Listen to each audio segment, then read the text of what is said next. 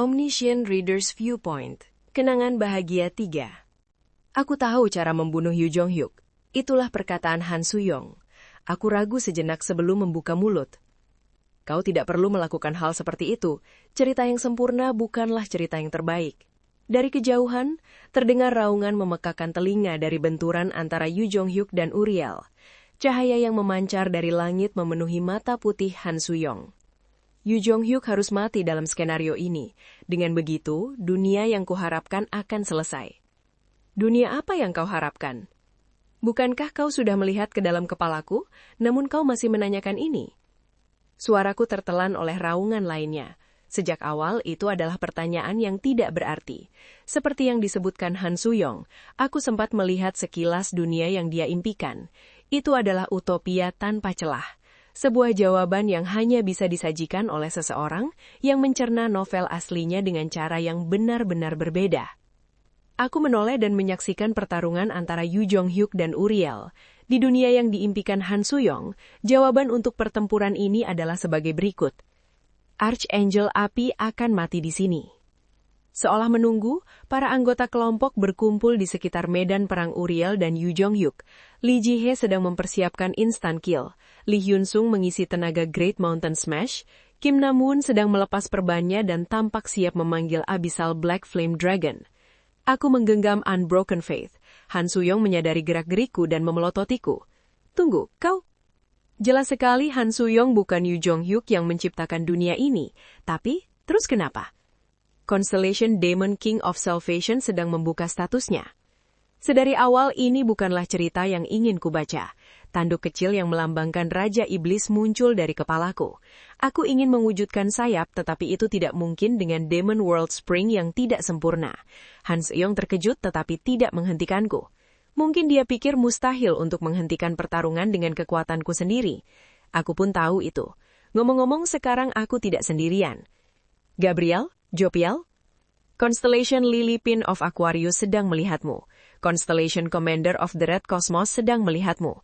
Tolong bantu aku. Para Archangel mengatakan bahwa itu akan membutuhkan lebih banyak probabilitas daripada sebelumnya. Itu tidak masalah. Saat aku memberikan izin, status dari kedua malaikat itu masuk ke dalam diriku. Aku merasakan kulitku terbuka dan sesuatu tumbuh. Status para Archangel bersemayam di dalam dirimu. 6 sayap tumbuh dariku, persis seperti saat aku menghancurkan para Constellation. Status seorang Raja Iblis dan Archangel saling berbenturan di dalam diriku. Kisah-kisah yang tidak menyatu itu berteriak dari dalam diriku. Status seorang Archangel ditambahkan dengan kekuatan seorang Raja Iblis. Gelombang yang secara logika tidak mungkin menyatu medan perang. Apa status ini? Wajar jika mereka terkejut. Sekarang Uriel adalah satu-satunya Archangel yang bertahan hidup di dunia ini. Namun status yang terasa dariku adalah milik seorang Archangel. Raja Iblis. Uriel merasakan kehadiranku dan menoleh ke sini. Saat aku membuka mulut, Gabriel yang turun ke dalam diriku menyerang lebih dulu. Uriel, berhenti. Apa-apaan ini? Keagungan suara asli Archangel menyebabkan cahaya kesadaran kembali ke mata Uriel. Uriel? Gabriel, apakah kau sudah gila? Apa yang kau lakukan? Suara asli Gabriel mengalir melaluiku. Aku menatap mata dingin Uriel dan terlambat menyadari kesalahanku. Lihat, ini adalah orang-orang yang kau sukai, Yu Jong-hyuk dan Kim Dok-ja. Kau selalu membicarakan mereka. Saat inkarnasi Gabriel mendekati Uriel, bibirnya terbuka. Apa yang kau bicarakan? Ia bisa melihatku. Gabriel yang bingung pun terkagu. Uriel melanjutkan berbicara. Kau masih hidup, Gabriel. Kau juga merangkak kepada Raja Iblis. Apakah? Apakah yang kau katakan? Ah! Kekuatan magis Uriel yang sangat besar membanjiri area Gangwamon. Hail Flames Ignition mengangup dan mengubahnya menjadi neraka. Aku bisa melihat mantel Yu Jong-hyuk meleleh karena temperatur yang tinggi. Makhluk tak bernama tersapu oleh efek sampingnya dan hancur menjadi keping-keping. Aku berteriak, Gabriel! Gabriel yang termengu terlambat memberikan kekuatannya kepadaku. Aku akan mendengarkan penjelasannya nanti. Jujur, aku tidak percaya diri untuk menjelaskan. Mereka tidak akan bisa membayangkan apa yang terjadi pada Eden di regresi ke 1863. Begitu Archangel dari regresi ketiga mengetahui informasi itu, aku tidak tahu badai macam apa yang akan menyapuku dan kerusakan psikologis apa yang akan diterima Gabriel. Karena Gabriel di regresi ke 1863 mengkhianati Eden. Yu Jong-hyuk. Begitu aku memanggil, Yu Jong-hyuk memotong api dengan Breaking the Skies Worshipin. Aku menerabos ke dalam api. 3 kelopak bunga dari Gabriel dan Jopiel berhamburan di udara. Ada tekanan besar dan sesuatu bangkit di dalam diriku. Aku memanfaatkan reaksi dari kekuatan magis yang bertabrakan untuk seketika mendekati Uriel. Maafkan aku, Uriel. Aku mencengkeram kepala Uriel dengan kedua tangan.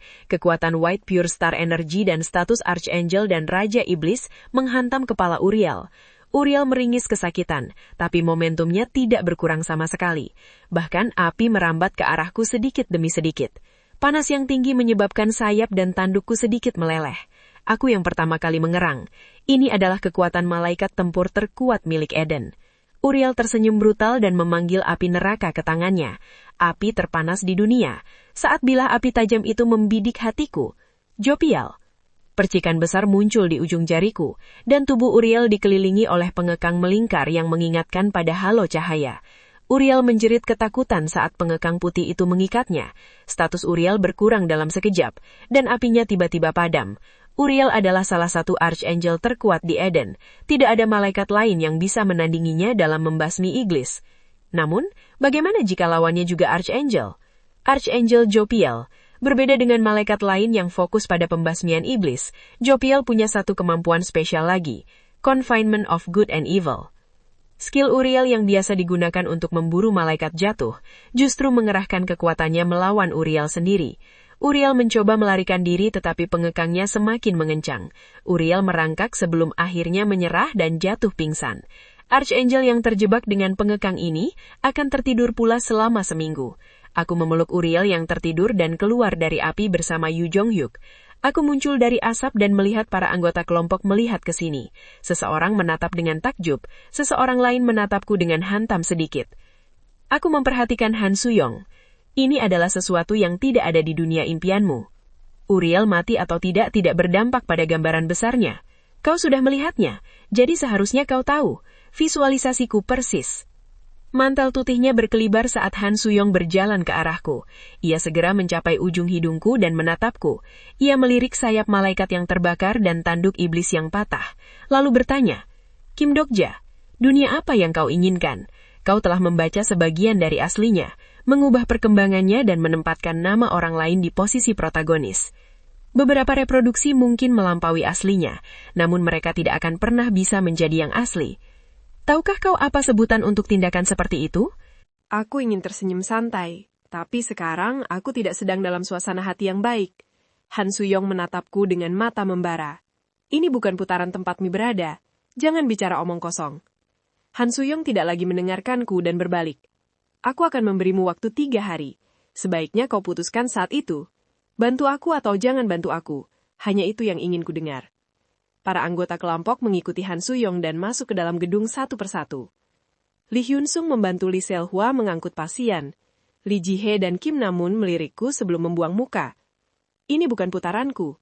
Orang-orang di putaranku sedang menungguku, dan aku bisa kembali jika aku membunuh Yu Jong-hyuk. Aku melihat ke arah Yu Jong-hyuk. Ada lubang di mantelnya saat Yu Jong-hyuk berdiri di sana dengan mata yang tampak kosong. Namun, apakah benar-benar hanya itu yang harus kulakukan? Han Suyong berkeringat saat dia membuka matanya dalam kegelapan. Ada percikan samar di sekitar tubuhnya. Seluruh tubuhnya terasa dingin membeku. Han Suyong menarik nafas dalam dan bangkit dari tempatnya. Dia menyalakan ponselnya dan membuka file novelnya. SSSS Great Infinite Regressor. Yu Jun-hyun memikirkannya. Aku takut. Apakah hanya sampai di sini? Itulah isi dari halaman-halaman yang tersimpan. Meskipun begitu, Han Suyong membacanya. Dia membacanya berulang-ulang, seolah-olah isinya akan tertiup angin jika dia tidak melakukannya. Sudah berapa lama dia membaca? Percikan di sekitarnya mulai menyusut. Dia nyaris tidak bisa menghela nafas. Jika dia terlambat sedikit saja, eksistensinya sendiri akan ditelan oleh percikan itu. Itu bukan pertama kalinya. Itu adalah badai probabilitas yang menggerogoti ingatannya. Tidak diketahui apakah ini adalah efek samping dari penggunaan avatar yang berlebihan atau terkait dengan ways of survival. Starstream sedang mengamati inkarnasi Han Suyong. Han Suyong menggigit bibirnya dan melemaskan tubuhnya. Bahu dan pergelangan tangannya yang mengeras karena efek samping diperiksa satu persatu. Dia bisa merasakan mata dari constellation yang tak terhitung jumlahnya tertuju padanya. Han Suyong berpikir, lihatlah sesuka kalian. Aku tidak memulai ini hanya untuk berakhir di sini. Setelah melakukan pemanasan, rasa dingin di tulang-tulangnya hilang. Han Suyong mengenakan mantel dan melirik keluar jendela.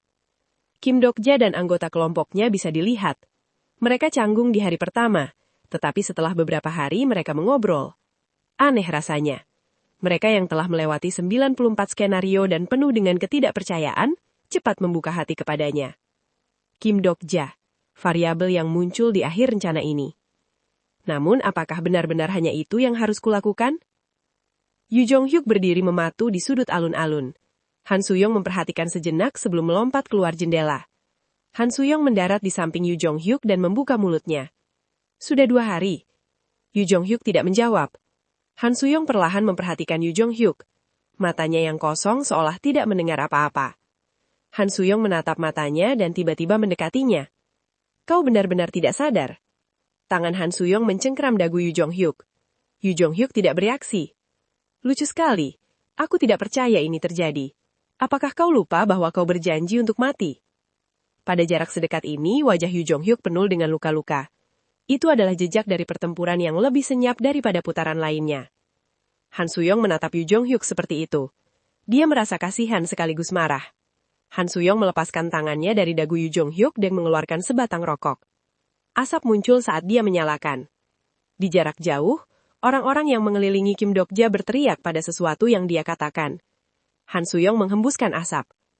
Dunia ini tidak adil. Beberapa orang merasa mudah bergaul dengan orang lain hanya dengan beberapa kata. Tapi beberapa orang harus mengulang berkali-kali dan tetap tidak merasa tepat tempat. Bukankah kau menuliskan beberapa kenangan indah untukku? Kau bisa saja melakukan sesuatu yang... Tidak apa-apa. Tidak mungkin kau bisa melakukannya. Han Suyong menginjak asi rokok yang jatuh. Jangan salahkan aku untuk membunuhmu saat kau tidak mengingat apa-apa. Aku melakukan semua yang kau minta dariku. Han Suyong berjalan ke arah anggota kelompoknya. Yu Jong-hyuk memperhatikan Han Suyong yang menjauh dengan mata kosong. Cahaya redup mulai kembali ke mata Yu Jong-hyuk yang hampa. To be continued.